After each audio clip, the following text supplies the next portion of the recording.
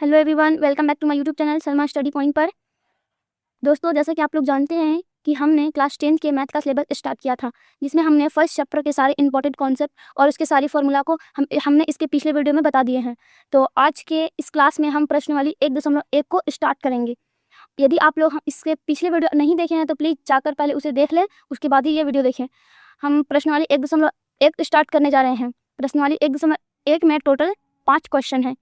तो चलिए स्टार्ट करते हैं। एक बार फिर से स्वागत है हमारे चैनल सलमा स्टडी पर। सब्सक्राइब करना मत भूलिएगा। देखिए,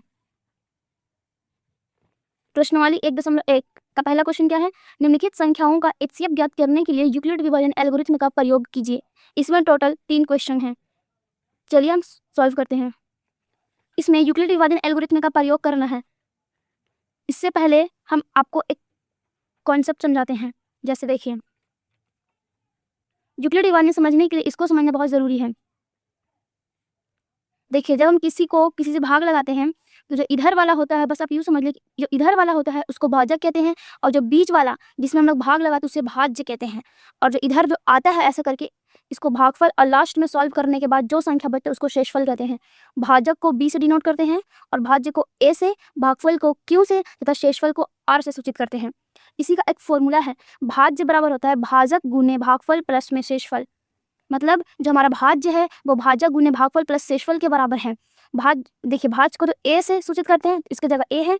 भाजक को बी से तो बी है, भागफल को क्यू से तो क्यू है, अब प्लस में शेषफल को आर से करते हैं तो आर है। इसी का एक है ए बराबर बी क्यू प्लस का आर। इसे आप ध्यान में रखिए, तभी आपका यह क्वेश्चन बनेगा। तो चलिए हम पहला क्वेश्चन बनाकर देखते हैं। पहला क्वेश्चन क्या है?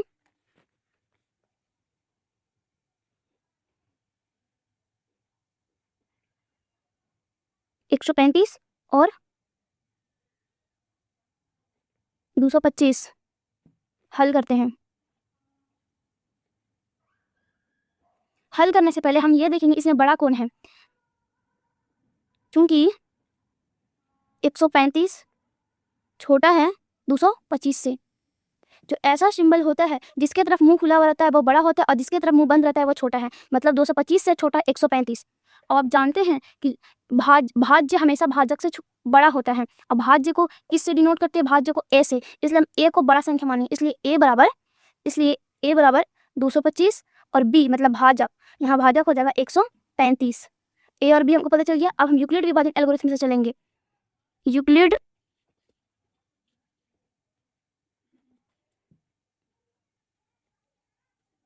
विभाजन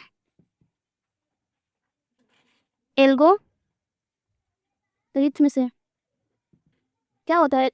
इसका फॉर्मूला होता है ए बराबर बी क्यू प्लस का आर। होता है ना, ए तो हमारा 225 है और बी तो 135 है। हमको क्यू और आर, पहले हम इसका एचसीएफ निकाल लेते हैं, साइड में ही निकालते हैं। देखिए, आप सामने में निकाल सकते हैं या तो साइड में से, कोई प्रॉब्लम नहीं है। कितना से लगेगा? 200 तो नहीं लगेगा, 200 तो बड़ा हो जाएगा, तो एकम से ही लगाएंगे। 135 एकम 135 घटाएंगे, 5 में से 5 जाएगा 0, 2 में से 3 नहीं जाएगा, जैसे हाशिल लेंगे तो ये 12 बन जाएगा, ये 1 बन जाएगा। 12 में से 3 जाएगा 9, ये तो 1 बन गया, 1 में से 1 जाएगा, कुछ नहीं बचेगा, 90 हमारा शेषफल बचा। तो हम अभी ये लिख सकते हैं, या तो हम पूरा बनाने के बाद इसका एक एक चरण करके लिखेंगे। हम पहले इसको पूरा एचसीएफ बना देते हैं, उसके बाद ऐसे लिखते जाएंगे। पहले देखिए हम बनाते हैं। शेषफल 90 बचा, 135 यहाँ फिर उतरेगा, 90 एकम 90 ही लगेगा। ठीक है, 5 में से 0 जाएगा, 5 ही बचेगा, और 13 में से 9 जाएगा तो 4 बचेगा। फिर इसका शेषफल 45 आया। अब 90 यहाँ आएगा, तो 45 दुनिया 90 तो कट जा रहा है। देखिए, इसका रियल शेषफल आया है 45, पर ऐसे नहीं लिखेंगे क्योंकि ये बोल रहा है यूक्लिड विभाजन एल्गोरिथम से, तो थोड़ा सजा सजा के लिखेंगे। पहला चरण देखिए, यहाँ से लेके यहाँ तक के फर्स्ट चरण है, यहाँ से लेके यहाँ तक के फर्स्ट चरण है। तो पहले लिखेंगे यहाँ, इसके लिए ए कौन है? इसके लिए तो ए 225 है, तो 225 लिखेंगे। बी मतलब भाजक, भाजक हमारा 135 है, 135 गुने क्यों कितना है? 1, क्यों 1 है प्लस में शेषफल मतलब आर, तो आर तो क्या कितना बचा है? 90। यहाँ शेषफल 90 ही आया है ना, यहाँ हम इतना दूर का बात कर रहे हैं, यहाँ तो 90 आया है, तो 90। ठीक है, क्या यहाँ पर 0 है शेषफल? जब यहाँ पे शेषफल 0 है ही नहीं, तो हम फिर से चलेंगे। जब तक शेषफल 0 नहीं आएगा तब तक हमको एचसीएफ नहीं मिलेगा। देखिए, चूंकि r is not equal to 0, इसलिए पुनः चलेंगे। पुनः वही a बराबर bq प्लस का r वाला लगाएंगे। पुनः के लिए a कौन बन जा रहा है, भाज्य तो हमारा 135 बन जा रहा है, तो लिखेंगे 135, यही वाला फॉर्मूला पे देख देख के कर रहे हैं। b क्या है, इसके लिए b हमारा 90 बन गया है, 90, और q 1 है। यहाँ पे शेषफल क्या आया है, शेषफल 45 आया है ना। क्या यहाँ पर शेषफल 0 के बराबर हो जा रहा है, नहीं ना, फिर भी लिखेंगे क्योंकि r is not equal to 0। फिर से चलेंगे, जब 0 आया ही नहीं तो फिर से चलेंगे, पुनः दोबारा फिर से चलेंगे तो हमारा भाज्य ये बन जाएगा 90, मतलब a 90 बन गया। तो 90 बराबर भाजक है 45 और भागफल है 2, इसका फॉर्मूला क्या था, bq भाजक गुने भागफल, तो 45 ने 2, शेषफल क्या है, कुछ नहीं मतलब 0, लिखेंगे चूंकि r बराबर 0, यहाँ पे r हमको 0 के बराबर आ गया, इसलिए हमारा HCF 45 ही हो जाएगा, इसलिए लिखेंगे, इसलिए HCF बराबर 45 आंसर। फिर से हम समझाते हैं, देखिए पहला क्वेश्चन उसमें हम चूज करेंगे बड़ा कौन है छोटा कौन है, क्योंकि 135 छोटा है 225 से, तो जब जो बड़ा है बस आप इसको a से डिनोट कीजिए, क्योंकि भाज्य हमेशा भाजक से बड़ा होता है, तो a हमारा 225 हो जाएगा, b 135। अब चलेंगे यूक्लिड डिवीजन एल्गोरिथम से, तो यूक्लिड डिवीजन एल्गोरिथम से क्या होता है, a बराबर bq प्लस r। यहाँ पे a क्या था, पहले आप इधर साइड में निकाल लीजिएगा उसका HCF, उसके बाद ही चरण लिखते चलिएगा। इसके लिए a क्या है 225, b 135, q 1 था, तो bq प्लस का r यहाँ 90 आया था। उसी प्रकार के मतलब करते चले, उसके बाद जब हमारा शेषफल 0 के बराबर आया तो इस साइड वाला जस्ट इसके साइड वाला ही HCF होता है, HCF यहाँ 45 हुआ। चलिए अब दूसरा क्वेश्चन देखते हैं। दूसरा क्वेश्चन क्या है, देखिए दूसरा है 196 और 38220 का HCF निकालते हैं। 196 38220, चलिए हल करते हैं। हाँ आपको क्या बताते हैं, पहले हम देखेंगे बड़ा कौन है छोटा कौन है, इसलिए लिखेंगे चूंकि 196 छोटा है ना इससे, इसलिए जो बड़ा है उसको हम a से डिनोट करेंगे, मतलब भाज्य हमारा हो जाएगा ये, और भाजक मतलब b 196। यहाँ हमें तो a b पता चल ही गया है। अब हम यूक्लिड डिवीजन एल्गोरिथम से चलेंगे, लिखते हैं।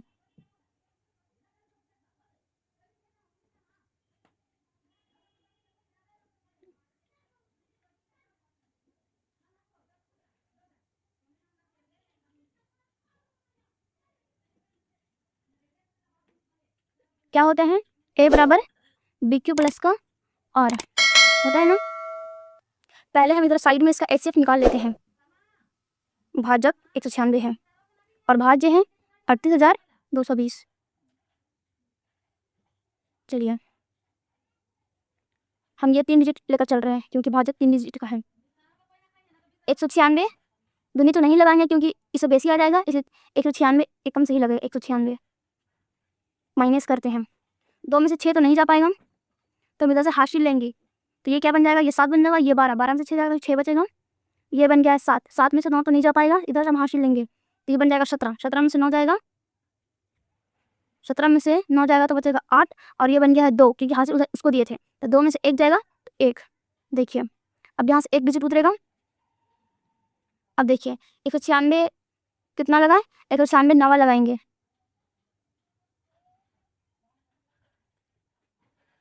चिन्ह 1 के 4 हाथ मेरा 5 है, 81 और 5 88 के 4 मेरा 8, 9 और 9 9 17, चलो ठीक है। देखिए 2 में से 4 नहीं जाएगा, इधर से हासिल लेंगे, ये बन जाएगा 12 और ये बन जाएगा 5, 12 में से 4 जाएगा 8, 5 में से 6 नहीं जाएगा, इधर से हासिल लेंगे तो ये बन जाएगा 15 और ये बन जाएगा 7, 15 में से 6 जाएगा, 15 में से 6 जाएगा 9, इधर 7 बन गया, 7 में से 7 जाएगा कुछ नहीं, 1 में से 1 जाएगा कुछ नहीं बचेगा। यहाँ से 196 25 लगाएंगे तो 980 आ जाएगा। 30 के 0 हाथ मेरा 3, 5 9 45 और 3 48 के 8 हाथ मेरा 4, 5 1 5 5 4 9 हट गया यहाँ पास। देखिए ये एक ही बार में कट गया है, अगर कुछ शेषफल बच जाता तब इसको यहाँ पे ब्लॉक करते, ये वाले यहाँ से उतारते, पर यहाँ तो शेषफल बचा ही नहीं, एक ही बार में 0 आ गया। तब लिखेंगे यहाँ a क्या है, मतलब भाज्य क्या है, ये भाज्य कितना है 196 और भागफल कितना है 195 और शेषफल कितना है कुछ नहीं 0। देखिए पहले ही चरण में इसका r का मान 0 आ गया है, क्योंकि r बराबर 0, इसलिए HCF हमारा 196 ही हो जाएगा।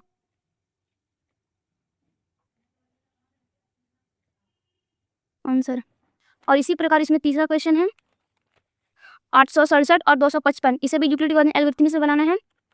इसको भी हम बना देते हैं।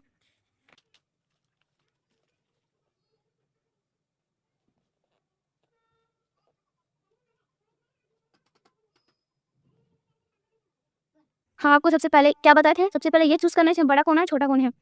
देखिए हल, क्योंकि 867 बड़ा है किसे, 255 से, इसलिए हमारा एक कौन हो जाएगा, a बराबर 867 और b बराबर 255। अब चलते हैं यूक्लिड डिवीजन एल्गोरिथम से।